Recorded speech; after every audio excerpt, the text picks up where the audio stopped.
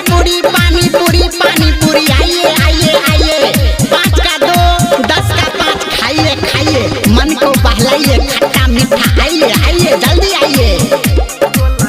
माँ Gayatri recording studio.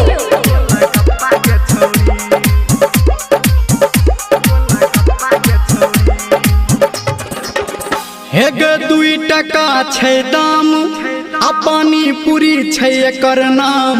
आना ताजा ताजा खा ले गोलगप्पा गे छौरी, आना ताजा ताजा खा ले गोलगप्पा गे छौरी, गोलगप्पा गे छौरी, गोलगप्पा गे छौरी, गोलगप्पा गे छौरी, गोलगप्पा गे छौरी। आना ताजा ताजा खा ले गोलगप्पा गे छौरी, आना ताजा ताजा खा ले गोलगप्पा गे छौरी, आना ताजा ताजा खा ले गोलगप्पा गे छौरी।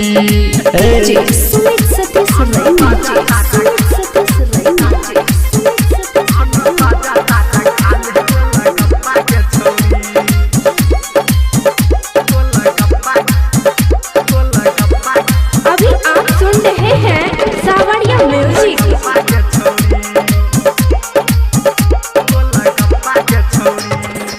हेगे कने के तीखा कने के मीठा देख ले न चीख के, आ पैसा नहीं देबही अखन तो हम राख लेबो गे लिख के। हेगे बेचे छी हम हमर नया अखन दुकान छै, आ ठकबो ने हम गे पकिया हमर सामान छै।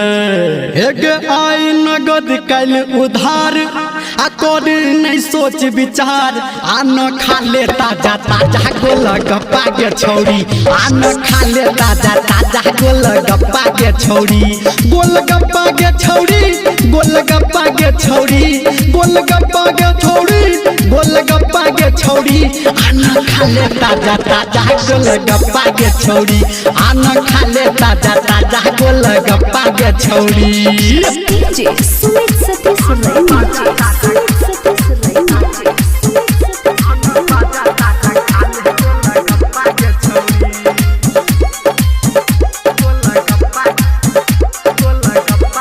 माँ गायत्री रिकॉर्डिंग स्टूडियो।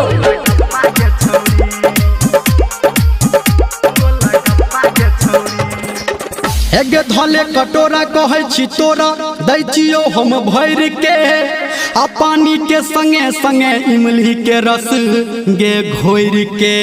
हेगे संगे पुदीना संगे लेबिना दुनू के मिक्स छै, आ कहो धर्मेंद्र खा लेना कनिया नहीं रिक्स छै। हेगे बाज केहन लगलो टेस्ट, कनखी दबा के कह देला बेस्ट।